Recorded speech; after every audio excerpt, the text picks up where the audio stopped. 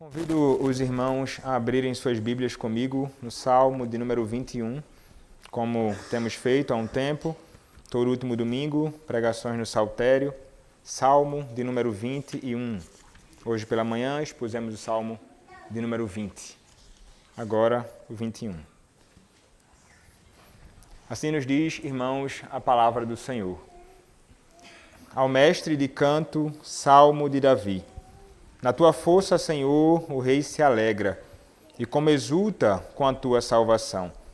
Satisfizeste-lhe o desejo do coração, e não lhe negaste as súplicas dos seus lábios, pois o supres com das bênçãos de bondade, pões-lhe na cabeça uma coroa de ouro puro.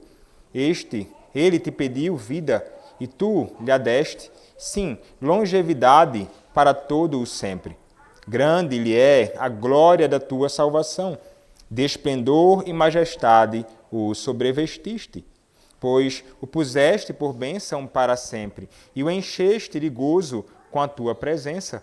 O rei confia no Senhor, e pela misericórdia do Altíssimo jamais vacilará.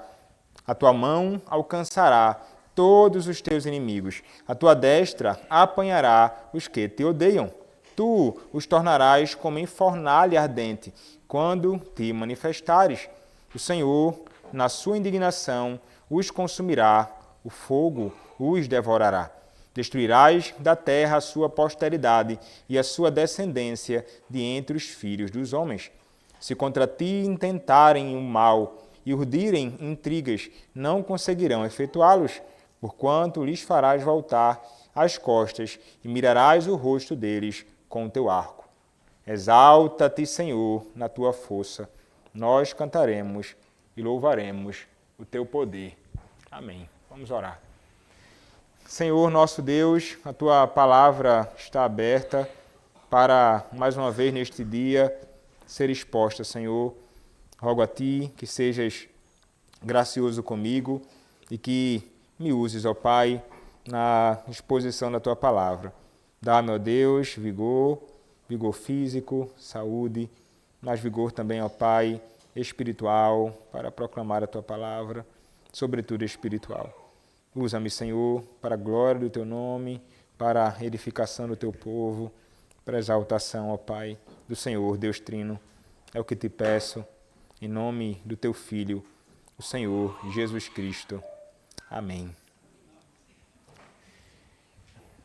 Nós nos alegramos abundantemente quando aquilo que nós desejamos acontece, e não é diferente quando nós estamos torcendo por algo, alguém que nós tanto gostamos, ou quando nós torcemos pela vitória de como falei pela manhã na introdução do sermão do Salmo 20, por um determinado político que nós admiramos, que nós então escolhemos para ser aquele que haverá de nos representar no magistrado civil.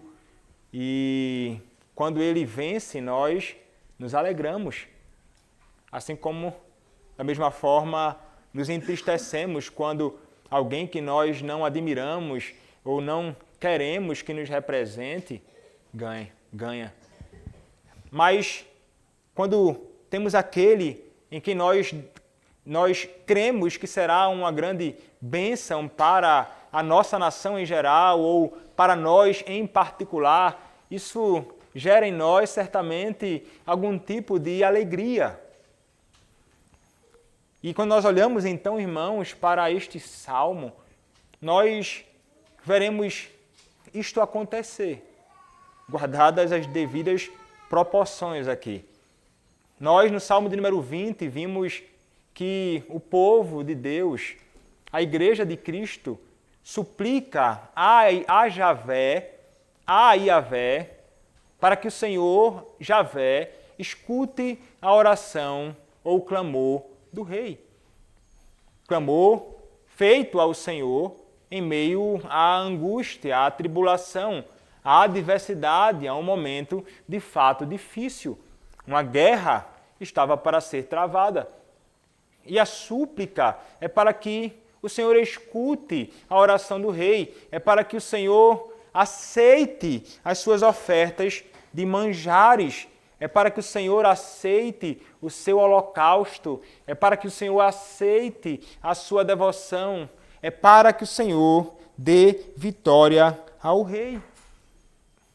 Nós vimos isto, o último verso do Salmo 20 nos diz: ó Senhor, dá vitória ao rei, responde-nos quando clamarmos.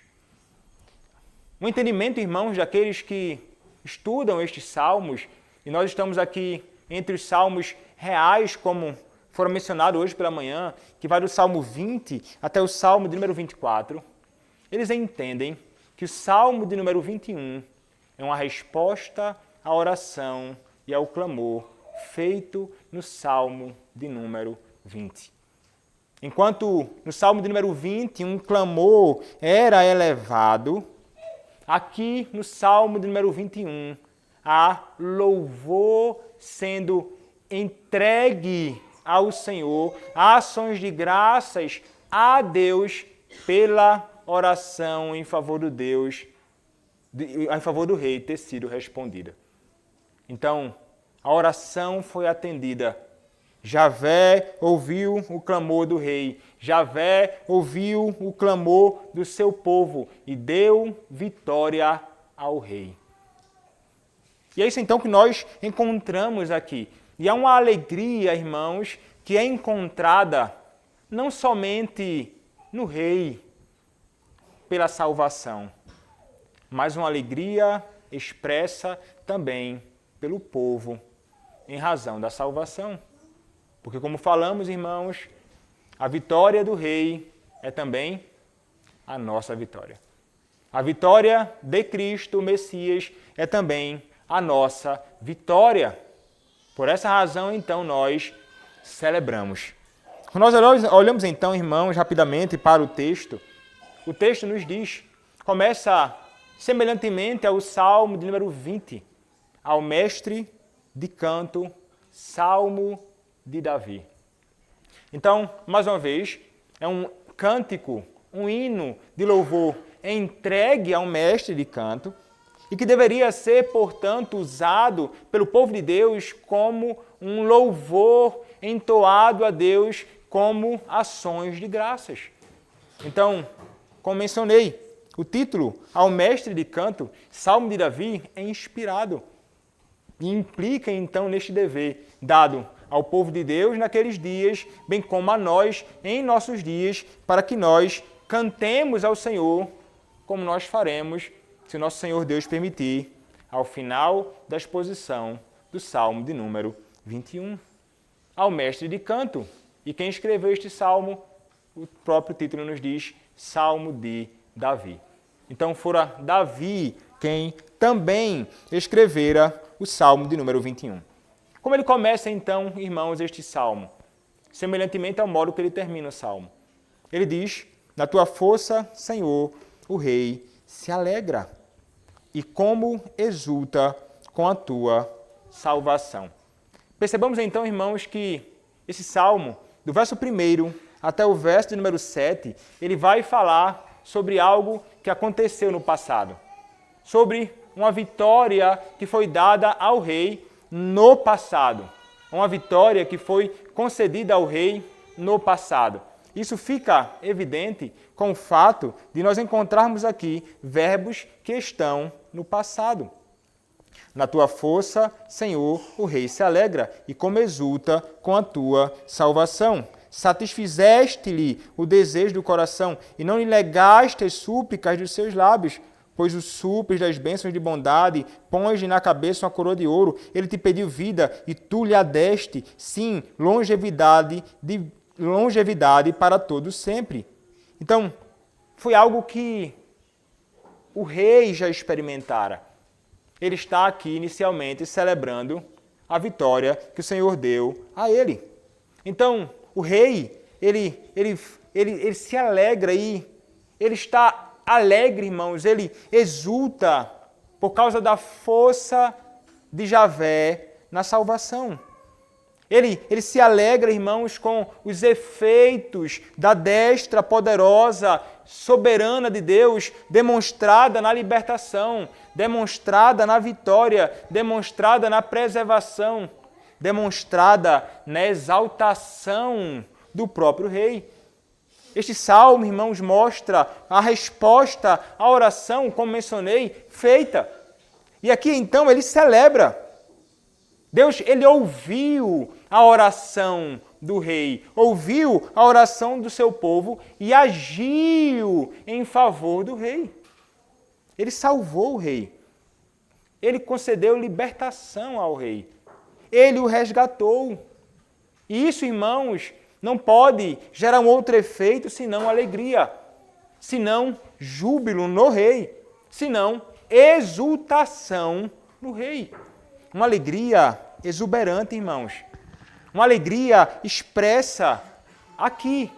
E esta alegria do rei, expressa no verso 1, revela a sua satisfação.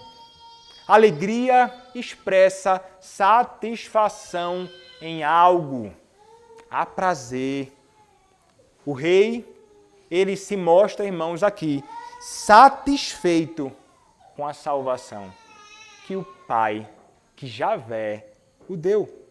Então, nós encontramos alegria, gozo e encontramos satisfação aqui.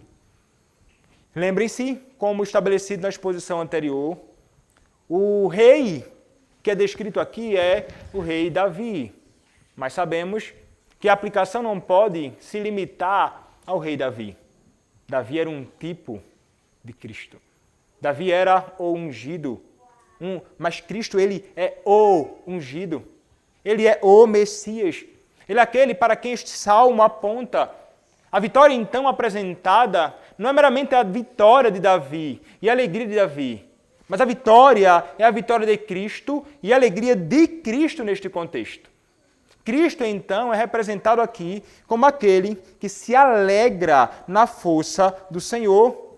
Cristo é apresentado aqui como aquele que se alegra na salvação do Senhor. Cristo se alegra no Senhor. Ele é aquele que vai exultar de alegria.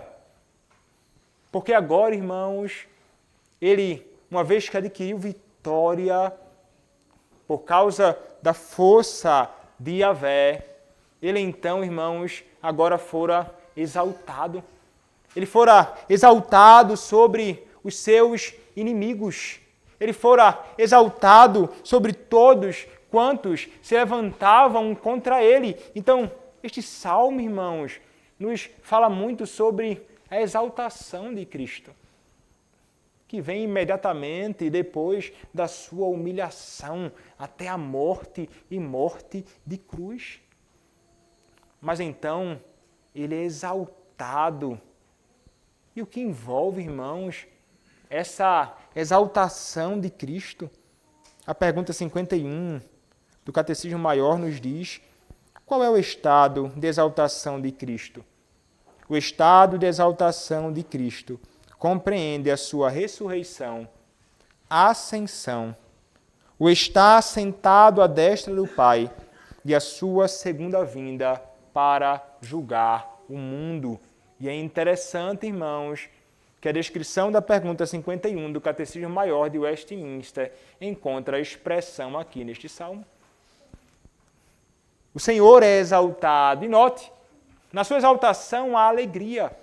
A pergunta 54 nos diz como Cristo é exaltado em sentar-se à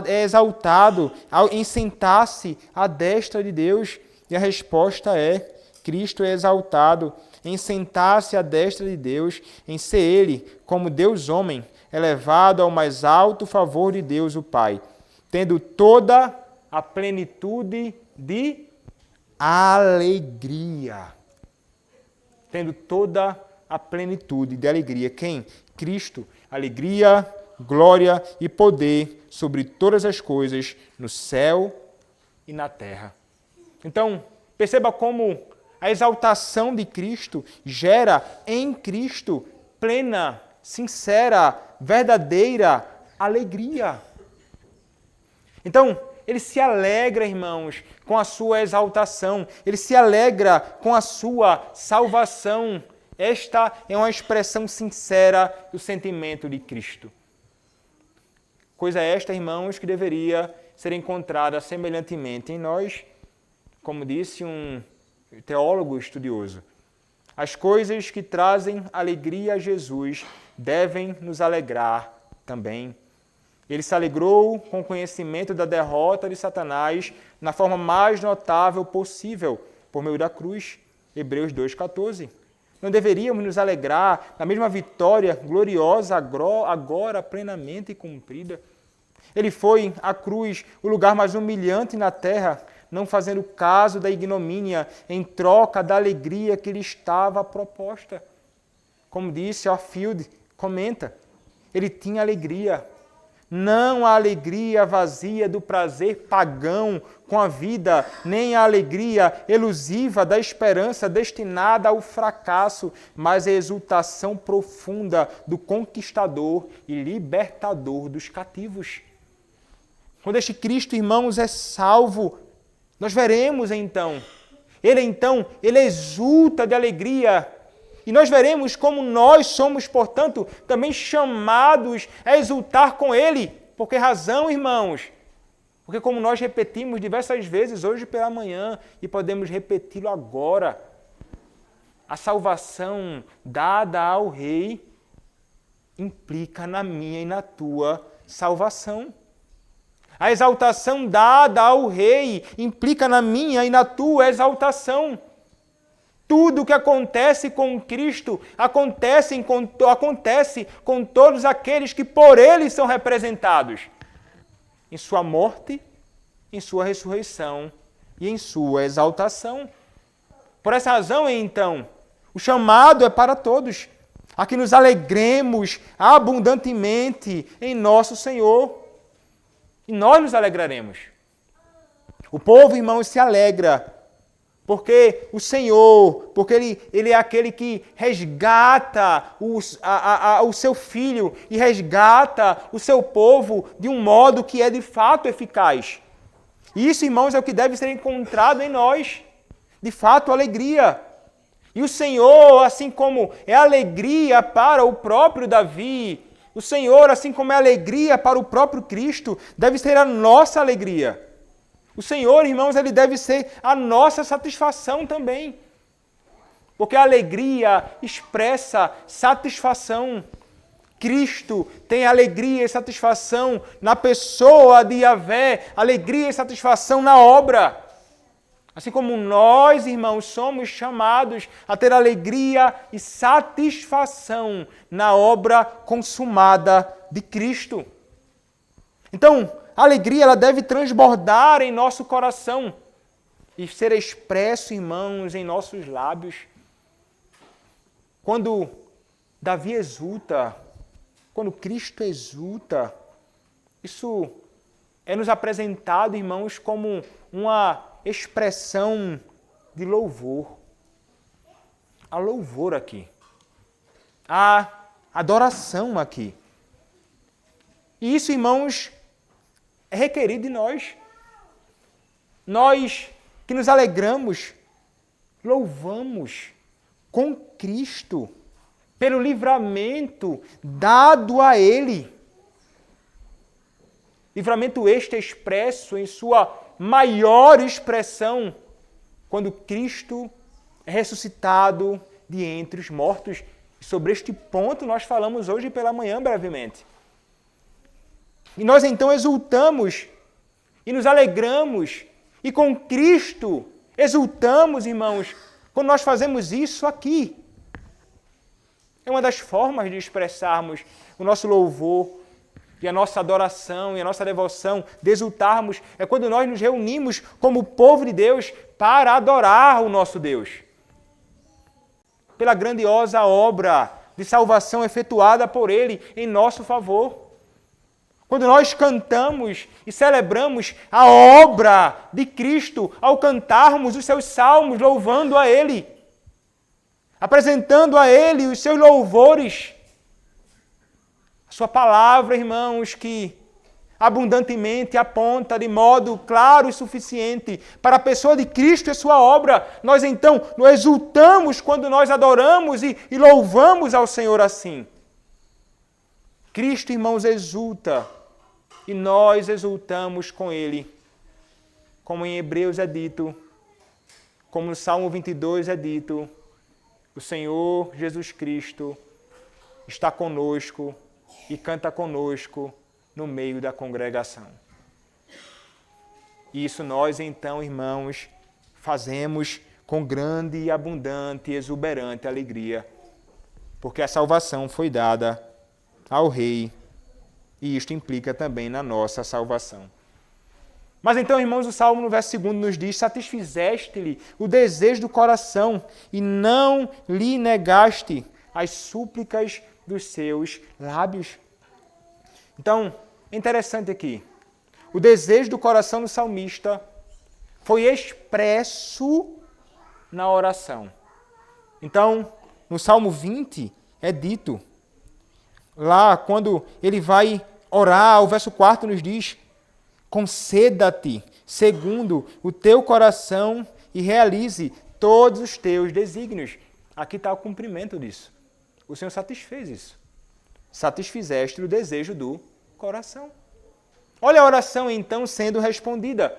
E não lhe negaste as súplicas dos seus lábios. O Senhor atendeu todo o pedido do rei.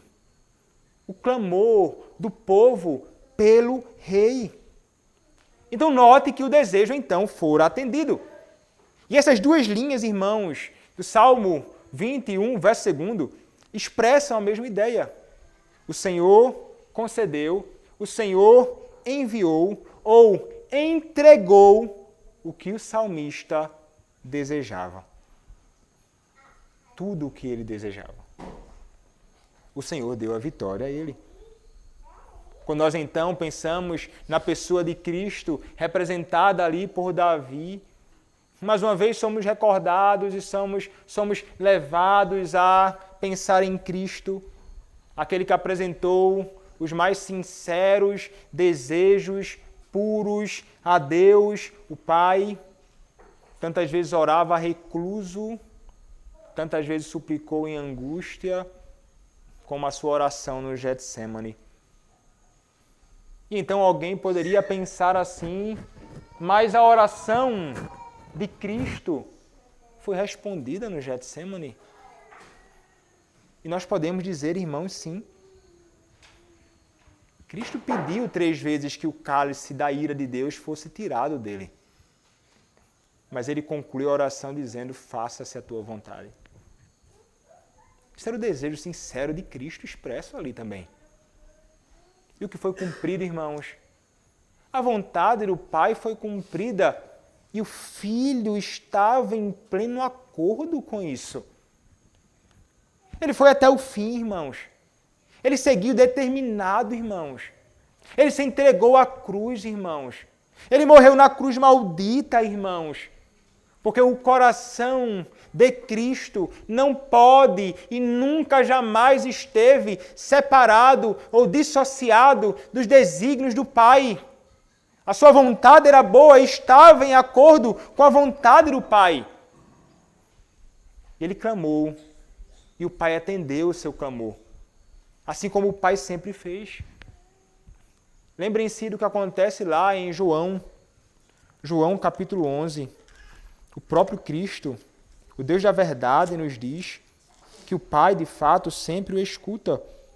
O verso número 42 de João, capítulo 11, nos diz: aliás, eu sabia que sempre me ouves, mas assim falei por causa da multidão presente, para que creiam que tu me enviaste. Olha só, eu sabia que sempre me ouves.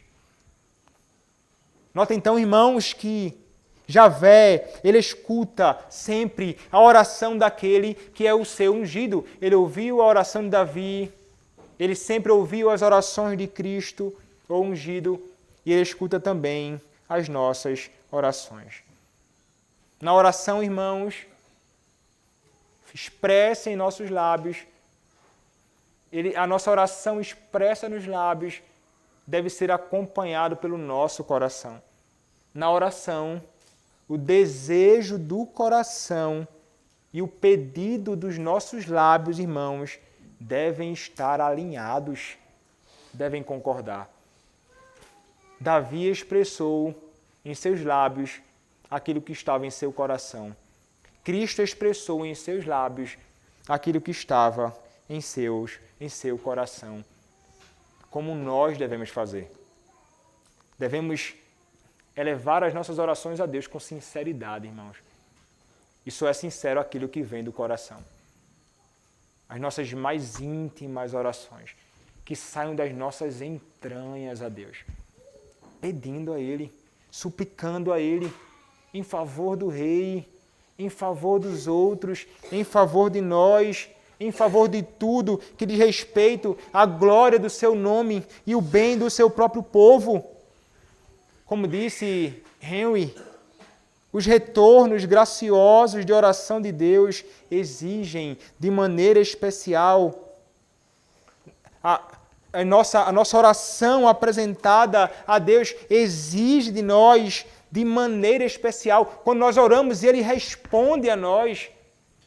A nossa reação, a nossa resposta, nos diz Henry, é nossos humildes retornos a Ele em louvor. Quando nós clamamos a Deus sinceramente, irmãos, Ele escuta o nosso clamor, não poucas vezes atende ao nosso clamor.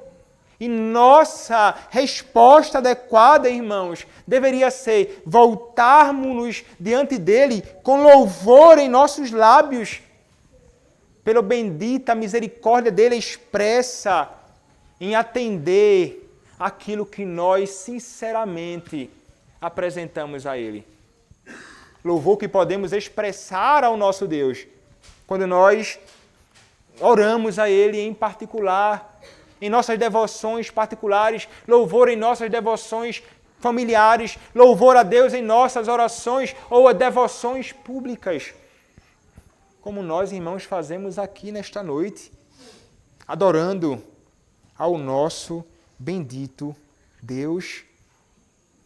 O Senhor, então, irmãos, diz o salmista, satisfez o desejo do coração e não negou as súplicas dos seus lábios. Súplicas boas. Isso então implica no fato de que o Senhor ele só aceita de fato, irmãos, esse tipo de oração sincera, mas não somente sincera. Essa oração que de fato é carregada de boas coisas ou bons desejos. É o tipo de oração que está em conformidade com a verdade de Deus e suas promessas, irmãos. O Senhor só se agrada, aceita e responde a oração do seu povo quando a oração do seu povo não é somente sincera, mas está baseada na sua palavra. As promessas de Deus, irmãos, são as asas que levam as nossas orações a Deus. A parte da palavra e das promessas do Senhor, não haverá, da parte de Deus, resposta alguma para nós. Cristo tinha o seu coração todo entranhado pela verdade de Deus e não havia oração feita por Cristo a Deus que não estivesse em conformidade com a sua verdade e as suas promessas. O Pai satisfez o seu desejo. E assim, irmãos, nós devemos proceder na expectativa de que o Senhor, segundo a sua abundante misericórdia, irmãos, venha em nosso favor e escute a súplica do seu povo. O Senhor atendeu. O Senhor responde orações. O Senhor, irmãos, Ele responde orações. Não necessariamente da forma que queremos, não necessariamente quando nós queremos, mas não podemos desprezar o fato de que o Senhor, Ele responde o nosso clamor. Por essa razão, então, devemos clamar. Mas, irmãos, o texto continua nos dizendo, pois o supres das bênçãos de bondade, pões-lhe na cabeça uma coroa de ouro puro. Então, esse rei se alegra com a exultação, com a salvação, E esse rei agora, irmãos, ele está sendo aqui coroado. O supre das bênçãos de bondade. Veja, irmãos, há aqui, nesta ocasião, o reconhecimento de que Deus, Yahvé, é aquele que dá boas coisas. E ele é aquele que dá boas coisas ao próprio rei que suplica. O salmista, irmãos, não pode dizer que alguém sem qualquer tipo de suprimento suficiente de bênçãos. Pois Deus, nos diz o texto, deu a ele abundantemente bênçãos de bondade. O Senhor é aquele que o leva e o traz da batalha, recebendo os seus holocaustos e colocando na sua cabeça a coroa, dando muito mais a este rei, Davi, do que ele de fato merecia. E veja, que coroa é esta, irmãos? É uma coroa ligada à honra. Essa coroa representa a majestade real, é um símbolo de autoridade deste rei, de autoridade terrena que Javé, irmãos, põe na cabeça do rei como sinal das bênçãos e da prosperidade que esse rei adquiriu. Então era uma coroa que representava estas realidades postas sobre a cabeça de Davi. Bênçãos abundantes dadas a este homem. Veja, irmãos, do mesmo modo, pensamos sobre Cristo. Davi passou por momentos de grande aflição e de humilhação. Mas como já falei tantas vezes aqui, ninguém se humilhou tanto quanto Cristo. Porque ninguém esteve jamais tão exaltado quanto ele. Cristo foi humilhado, irmãos, abundantemente. Grandemente, melhor dizendo. E somente depois da sua humilhação e rejeição, ele recebeu então a sua glória e coroação. Ele fora exaltado, como este salmo, de modo muito claro, expressa. Ele é alguém que é recebido então pelo Pai. Porque como vimos, irmãos, a sua oferta foi aceita. O rei vem entrando. Quem é o rei da glória? Salmo 24 fala sobre este rei da glória, o próprio Cristo. Os homens colocaram em Cristo uma coroa, irmãos, e uma coroa de espinhos, mas Deus foi aquele que colocou sobre a cabeça de Cristo uma coroa de ouro, como expressa aqui neste salmo. Um reino perfeito fora lhe dado na terra e um reino que é inabalável.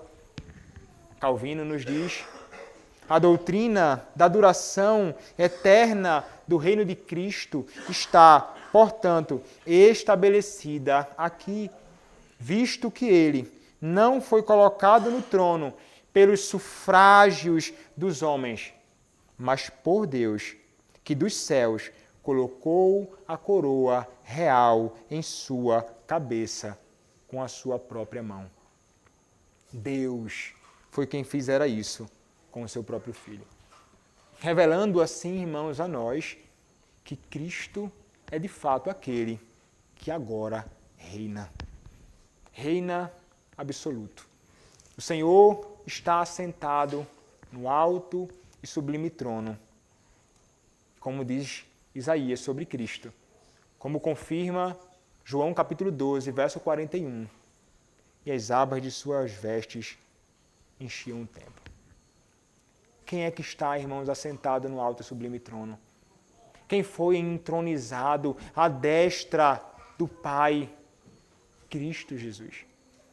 Portanto, irmãos, ele é aquele que reina de um modo que é absoluto e o seu reino, irmãos, é inabalável.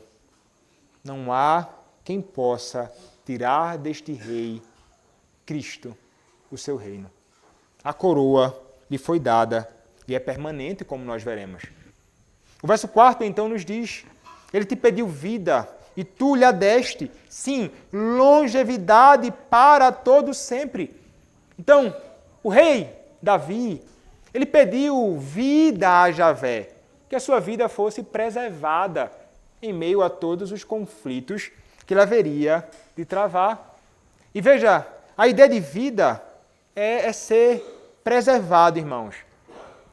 Preservado de morte na batalha. O que Deus então fez? Deus preservou sua vida. O Salmo nos diz de modo muito claro. O Senhor lhe deu vida, longevidade de vida, mas acrescenta então algo, para todo o sempre. Isso nos leva a entender, irmãos, como leva todos os comentaristas a entender, que longevidade de vida para todo o sempre não pode ser aplicada ao salmista Davi. É algo que transcende Davi. Aponta para alguém além do próprio Davi. Aponta e se cumpre, se aplica em Cristo. E nele somente. E nele, em Cristo, somente. E veja, irmãos, a vida de Cristo em vários momentos esteve em risco. Ele suplicou diversas vezes ao Pai. Um comentarista disse, assim como a vida de Davi esteve em perigo, também a vida de Jesus, o grande rebento de Jessé, esteve constantemente ameaçado por inimigos mortais, mais que qualquer outro homem enfrentou. Contudo, ele foi preservado até que sua hora chegasse, quando entregou seu espírito nas mãos do Pai, que rapidamente lhe concedeu uma vida glorificada, de modo que ele nunca mais morre. Nunca mais morre. A morte não tem mais domínio sobre ele. Longevidade de vida para sempre. A vida foi dada, irmãos, a Cristo imediatamente após a sua morte, na sua gloriosa ressurreição. E este Cristo, irmãos, vive para sempre, e os seus dias não terão fim, como nos diz a palavra. O seu trono será para todo o sempre, como é prometido em 2 Samuel, capítulo de número 7. O seu trono será para sempre. Longevidade, então, foi dada a Cristo. Perpétua vida ao Rei Messias que reina. Então, os pedidos de Cristo, irmãos, são atendidos. Ele é exaltado, ele tem uma coroa, ele reina, ele tem vida, vida eterna, perpétua, não terá fim. E grande é a glória deste Rei exaltado. Grande é a glória dele e da sua salvação. O verso 5 nos diz, grande lhe é a glória da tua salvação, de esplendor e majestade o sobrevestiste. Então, o que foi que aconteceu? O Senhor, então, Yahvé, cobriu o rei Davi de glória, de esplendor, de majestade. Gloriosa é a salvação do Senhor para com Davi. E o Senhor, além de dar a Davi, além daquilo que ele merecia, o Senhor ainda coloca sobre ele esplendor e majestade. Fazendo com que este rei, ele seja então um rei glorioso. A beleza e glória no rei Davi. Mas uma glória que não é perpétua no rei Davi. Essa glória e essa beleza só podem ser expressas e encontradas em sua maior expressão naquele para quem o próprio rei Davi apontava, que é o próprio Cristo. O sentido é que, por qualquer termo que se expresse dignidade, majestade e excelência, Todas essas qualidades são manifestas no trono de Davi e serão muito mais ilustres no trono de seu glorioso descendente, Cristo, o Filho de Deus. Ele é majestoso, ele é, irmãos, belíssimo, como o Salmo nos mostra. O Saltério nos mostra, falando sobre a beleza desse rei, irmãos, do rei que é belo, e que é glorioso, e que é majestoso, que é entoado e louvado pela sua noiva, a igreja, no Salmo de número 45. Quando a palavra nos diz, de boas palavras transborda o meu coração, ao rei consagro que compus, a minha língua é como pena de habilidoso escritor, falando sobre Cristo. Tu és o mais formoso dos filhos dos homens, nos teus lábios se extravasou a graça, por isso Deus te abençoou para sempre. Tu és o mais formoso dos filhos dos homens. Cristo é belíssimo, irmãos. E Ele é exaltado, e Ele é glorioso. Este é o seu trono, este é o nosso Cristo, é a Ele que nós servimos, não a um Cristo humilhado, mas a um Cristo exaltado, mas a um Cristo supremo, mas este Cristo majestoso, irmãos, como isso deve encher o nosso coração de grande e abundante alegria, pois não fazemos parte de um reino que tem um rei lançado ao chão, mas fazemos parte de um reino que tem um rei exaltado sobre tudo e sobre todos. Este rei, irmãos, que reina e age em favor de nós e pelo seu próprio reino. E é dele, então, deste rei exaltado, que flui as maiores bênçãos para todos. O texto nos diz, pois, verso 6, o puseste por bênção para sempre e o encheste de gozo com a tua presença. Então, o Senhor fez do rei uma bênção. De Davi, uma bênção. E isso, irmãos, não por pouco tempo, mas mais uma vez o texto nos diz, para sempre. Será que é uma referência a Davi somente? Mais uma vez, irmãos, certamente não. O Senhor o estabeleceu para ser bênção. O texto declara, irmãos, que ele ou será o instrumento e a fonte de muitas bênçãos para outros. Ele é aquele que será a fonte. Ele é a bênção e ele é a fonte. Quem? O rei. Mas que rei é esse? O Messias, que é o próprio Cristo, o ungido. E ele é aquele que será uma bênção para todos, de quem a bênção fluirá. E como alguém disse, provavelmente aludindo a Gênesis 12, verso de número 2. O que é que diz Gênesis 12, 2? De ti farei uma grande nação, e te abençoarei, e te engrandecerei o nome, se tu uma bênção. Promessa de salvação da parte de Deus para os homens de todas as nações, de todas as tribos. Então, ele seria uma bênção neste sentido. Uma bênção que haveria de alcançar a todos na própria pessoa do rei. E a maior expressão da bênção, como expressa também em Gênesis 12, 2, é de fato a bênção da salvação. A bênção da salvação dada aos homens, que é só encontrada nele, no Messias, única e exclusivamente nele. E notem então que o texto nos diz mais. O texto nos fala, irmãos, que ele é bênção para sempre e que o encheste de gozo. O Senhor encheu o rei de alegria na sua presença, ou seja, diante da sua face. Presença significa diante da face.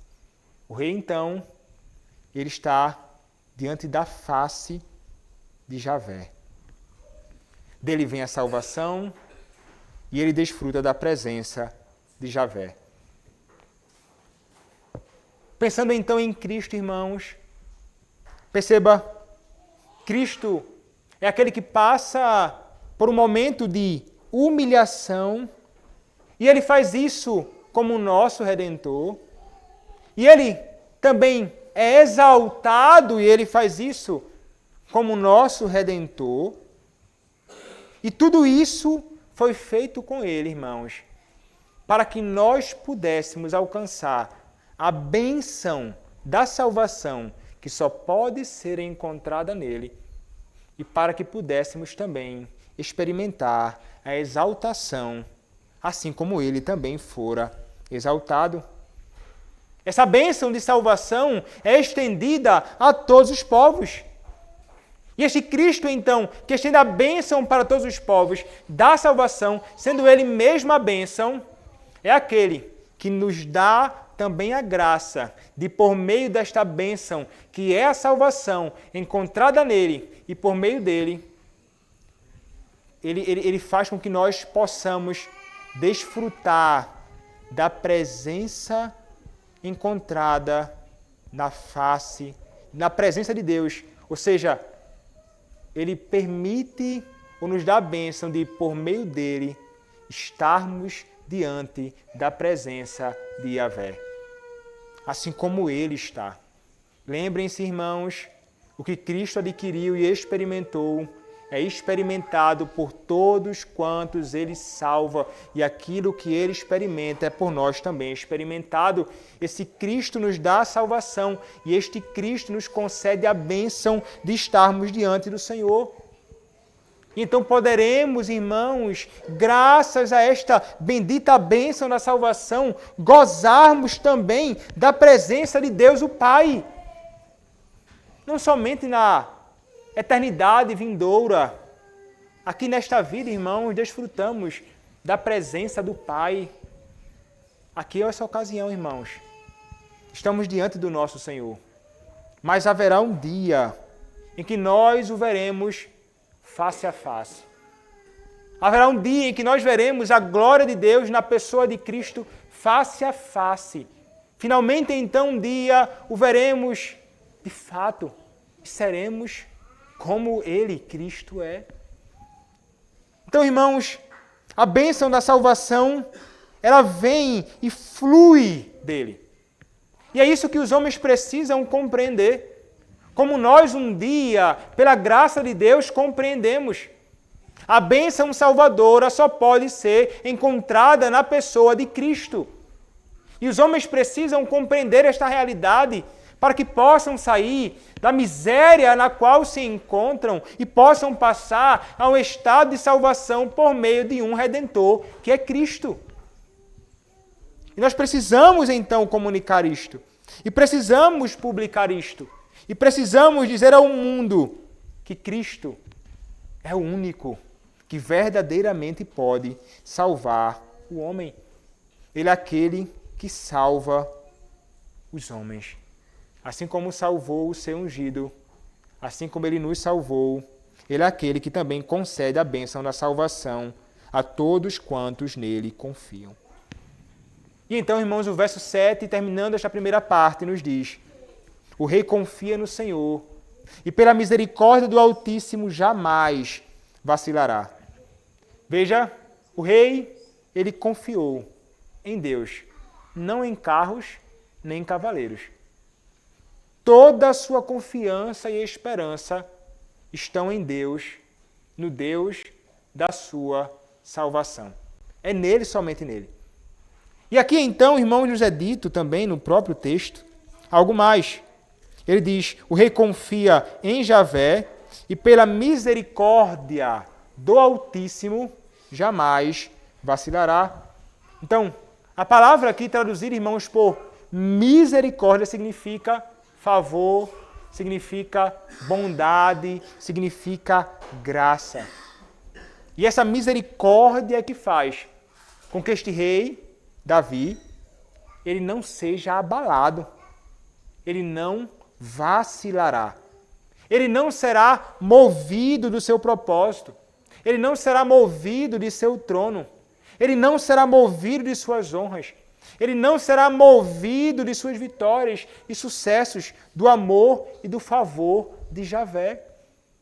nada tirará este rei desta bendita condição inabalável na qual ele se encontra, nesta relação eterna de um vínculo eterno com Javé. Esta é a realidade, então, concedida a Davi. É inabalável o seu trono. Ele confiou no Senhor. Do mesmo modo que para Cristo, irmãos, é inabalável o seu trono. Ele confiou no Pai. O Senhor agiu em seu favor. O seu trono não vacilará. Ele não vacilará, mas permanecerá inabalável em meio a tudo. E então, irmãos, quando nós olhamos para este rei Davi confiando, nós olhamos para Cristo que, semelhantemente a Davi, confiou no Pai. Ele se entregou ao Pai.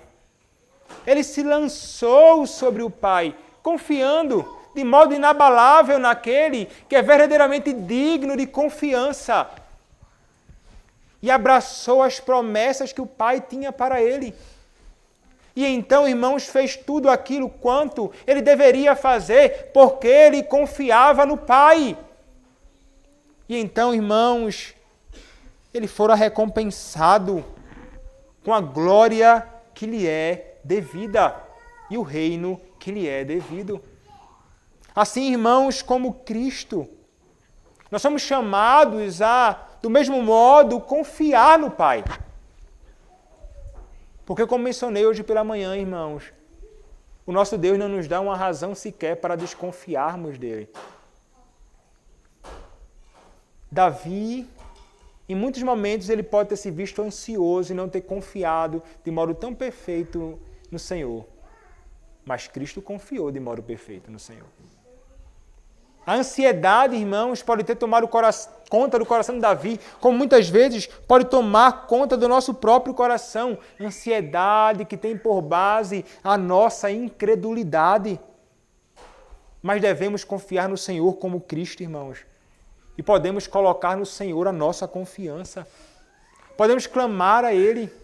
E Ele nos dará, irmãos, confiança nele, paz nele, segurança nele. Aquele, irmãos, que tem Deus como o seu Deus, não precisa temer e não precisa de mais absolutamente nada. Se o Senhor é teu Deus, irmão, se o Senhor ele é o teu Salvador, se Ele é aquele que agiu em teu favor, se Ele é aquele que está sentado no trono e reina, lance-se sobre Ele, sem qualquer tipo de temor. Tem uma brincadeira, né? Que muitas vezes é feita, a pessoa está de costas, você está atrás, e então a pessoa se lança assim, e você segura. Muitas vezes a criança faz isso, né? Ela está lá de costas e ela se solta e o pai segura. Ela sabe que o pai vai segurar ela. Ela está num lugar alto. Se ela pular sem ninguém ali para segurar ela, vai se arrebentar. Mas o pai está na frente dela. Ela se joga. Por quê, irmãos? Porque ela confia no seu pai. Quanto mais, irmãos, nós deveríamos confiar no nosso Deus, lançando-nos sobre Ele, sem qualquer tipo de temor. Confiando em nosso Deus, porque Ele de fato, eu repito, é digno de toda a nossa confiança, e nossa confiança é firme quando é depositada no nosso Deus. E Ele então haverá de nos sustentar, porque Ele é um Deus misericordioso. Pela sua misericórdia não vacilaremos, mas permaneceremos de pé. Por causa de Cristo, sobretudo, permaneceremos de pé.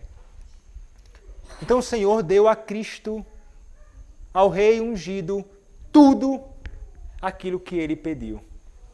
A vitória foi dada, mas, irmãos, ainda que a batalha tenha sido vencida, não se tratava da batalha final. Ainda que Cristo tenha vencido seus inimigos na cruz, não se trata da vitória final. Há ainda, irmãos, uma batalha final. que nós estamos travando. Até o dia em que nós nos encontrarmos com o nosso Senhor. Aqui, irmãos, uma antecipação da vitória que haverá de acontecer nesta batalha final. Mas a luta vai até o fim. E o verso 8 a 13 fala sobre isso. E vamos considerar de modo mais breve. O verso 8 nos diz: a tua mão alcançará todos os teus inimigos, a tua destra apanhará os que te odeiam. Note aqui que os verbos estão no futuro. A tua mão alcançará todos os teus inimigos, a tua destra apanhará os que te odeiam. Então está falando sobre coisas que haveriam de acontecer. Alcançar, irmãos, aqui posto no texto, a tua mão alcançará, a tua destra alcançará, significa literalmente achar, ser encontrado por Javé. Ele é aquele então que vai revelar ou tornar conhecidos todos os seus inimigos, externos nos homens, bem como internos.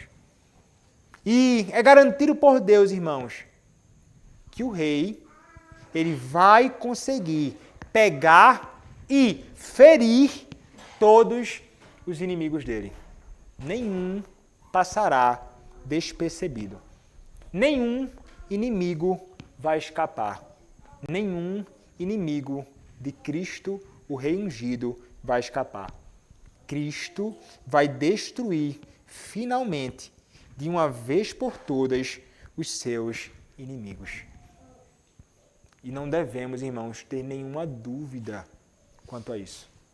Nenhuma dúvida. O que envolve esses inimigos? Quem são esses inimigos? O inimigo, irmãos, é a carne, é o mundo, é Satanás e os seus súditos.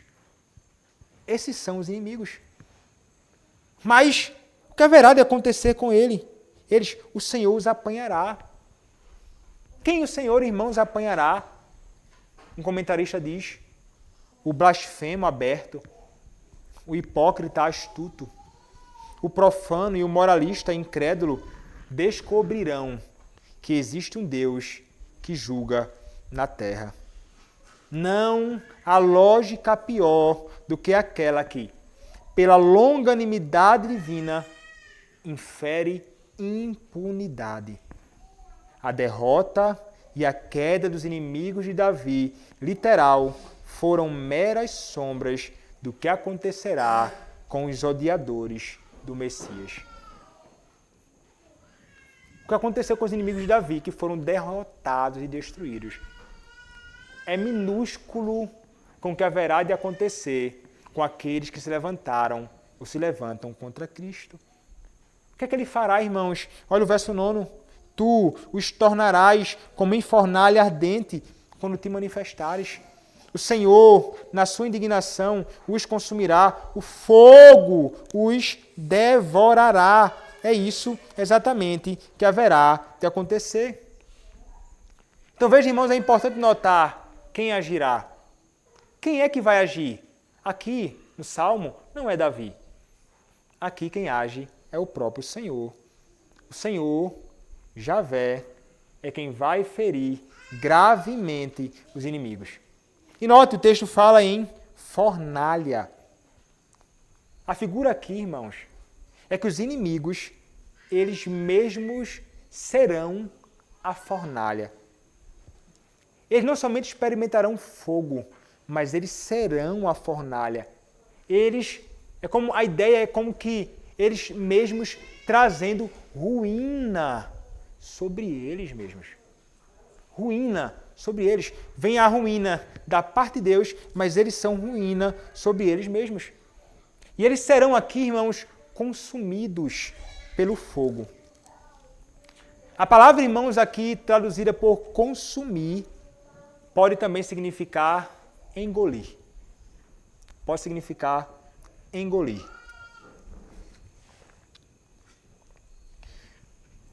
Esse é um significado, uma outra forma de se falar em o Senhor consumir.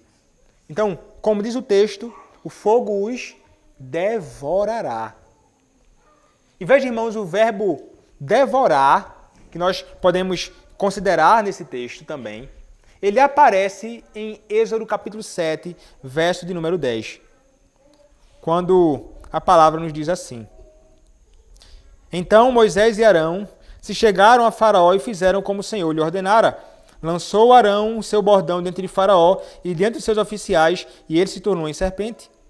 Então, aí você vai encontrar a ocasião aqui em que a serpente do próprio Moisés vai engolir as serpentes daqueles homens. Faraó, porém, mandou vir os sábios e encantadores, e eles, os sábios do Egito, fizeram também mesmo com as suas ciências ocultas, pois lançaram eles cada um seu bordão, e eles se tornaram em serpente. Mas a bordão de Arão devorou os bordões deles.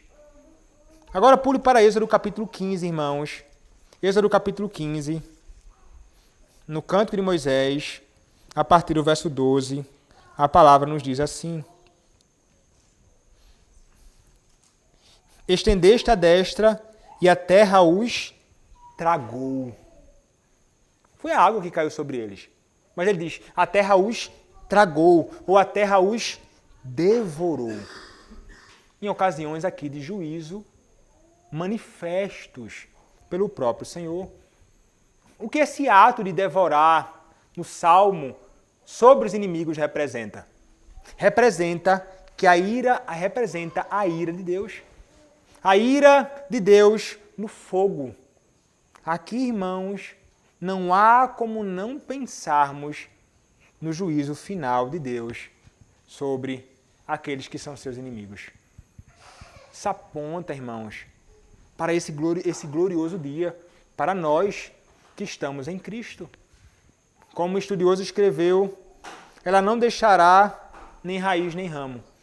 Ela não deixará paz, alegria, esperança, conforto, recreação, diversão, meios de escape, meios de graça, evangelho, nem coração para orar, nem espaço para oração, nem Salvador, nem Consolador, nem Deus, mesmo suas almas estarão perdidas. Não haverá misericórdia neste dia do juízo de Deus. Neste dia, a morte será tragada. Não somente os inimigos, mas a morte será devorada. Finalmente, irmãos, o aguilhão da morte também já não existirá mais, como diz 1 Coríntios capítulo 15, versos 55 e 56. Quando este dia vier. Mas, irmãos, todos os inimigos do Senhor também. O verso 10 nos diz mais: destruirás da terra a sua posteridade e a sua descendência de entre os filhos dos homens. Note, os inimigos do rei serão, irmãos, completamente destruídos. Então, irmãos, mais uma vez eu vou me valer de um outro comentarista, ele diz, falar de filhos como fruto é uma expressão muito antiga, encontrada em vários textos. Assim, o salmista ensina a mesma verdade nesta cláusula, e tu destruirás sua semente entre os filhos dos homens. Para exemplos terríveis da destruição dos filhos dos ímpios, veja vários textos, como Josué 23 a 26, Isaías 14, 21 e 22, que Deus tratará os homens dessa maneira, está completamente declarado em vários textos, como Êxodo 20, verso 5, Êxodo 34, verso 7, Números 14, 18, Deuteronômio 5, verso 9. Para realizar essa obra, Deus pode empregar Josué ou Ciro, como vimos, ou Davi ou seu antítipo, o Messias, como neste versículo, para destruir não somente os inimigos, mas também toda a sua posteridade, os filhos dos inimigos de Deus, que permanecem nos pecados dos seus pais, serão destruídos. O ponto é que os inimigos serão completamente retirados da terra dos justos. Não permanecerão, não, irmãos. Não permanecerão. porque o Senhor vai agir com juízo. E eles podem até tentar algo contra o ungido e contra o povo, mas não conseguirá. Olha o verso 11. Se contra ti intentarem o mal e urdirem intrigas, não conseguirão efetuá-los. Então, se os inimigos se levantarem para fazer o mal contra o rei, o Senhor garante que os intentos deles serão frustrados. Não conseguirão levar a cabo os seus intentos. Os atos malignos não terão êxito. As portas, podemos dizer, do inferno não prevalecerão contra a igreja. Nem contra Cristo, nem contra o seu reino, nem contra o seu próprio povo. O inimigo haverá de tentar. E tantas vezes tem tentado, mas sem êxito, irmãos. Sem êxito. Porque o Senhor, Jesus Cristo, reina, protege, governa a sua igreja e tem desbaratado os seus inimigos. E como isso deve, irmãos, ir inundando o nosso coração de alegre expectativa quanto à própria igreja e quanto ao avanço do reino do nosso Senhor. E o verso 12 então nos diz: porquanto lhes farás voltar as costas e mirarás o rosto deles com o teu arco. O ato, irmãos, de voltar as costas, ou os ombros, como em algumas traduções, significa partir ou sair, ou recuar covardemente na batalha. É isso que vai acontecer com os inimigos. Eles recuam diante do rei Messias, que vai contra eles. Contudo, o texto nos diz, eles estão na mira do arco do rei. E o rei, ele mira no rosto deles, para serem verdadeiramente humilhados e completamente destruídos. É isso, irmãos, que nós temos como promessa da parte do nosso Senhor. Os inimigos de Deus, que são também os nossos inimigos, foram vencidos na cruz e serão vencidos de uma vez para sempre no retorno glorioso do Rei ungido, que haverá de vir para julgar toda a terra. Não haverá homem que possa se esconder. Não há refúgio para os ímpios neste dia. Assim como não haverá nenhum pingo de misericórdia. A palavra diz, irmãos, que a misericórdia do Senhor não tem fim. Mas nós podemos dizer que há fim. Neste dia em que o Senhor Jesus Cristo vier, irmãos, aqueles que não abandonaram os seus maus caminhos não terão mais ocasião para a misericórdia. O que é que eles experimentarão, irmãos, neste dia? Experimentarão a manifestação justa da ira do rei. A sua longanimidade tem fim. Os homens têm abusado dela. E eu espero que você que não conhece a Cristo não esteja abusando da longanimidade de Deus. Porque neste dia, a flecha do rei será apontada contra o seu rosto. Ocasião para arrepender-se do pecado e voltar-se para Cristo é hoje. A ocasião para voltar e abandonar os seus passos vis, pecaminosos, o momento para abandonar o exército inimigo é hoje. Se não o fizer, você vai se deparar com um Deus irado. E terrível coisa é cair nas mãos do Deus vivo. Pior do que cair nas mãos dos inimigos mais perversos. Pior que cair nas mãos de Satanás é cair nas mãos de um Deus santo. Ele haverá de julgar toda a terra. Creia você nisso ou não. Queira você que isso aconteça ou não. Esse dia virá. Mas alguns irmãos exultarão, enquanto alguns padecerão. O Salmo, irmãos, termina dizendo: exalta-te, Senhor, na tua força, nós cantaremos e louvaremos o teu poder. Há um desejo então final. O desejo é pela exaltação do rei. A exaltação na força de Yahvé. Aqui, irmãos, volta mais uma vez a ideia de força expressa no verso 1. É como se fosse um envelope sendo fechado.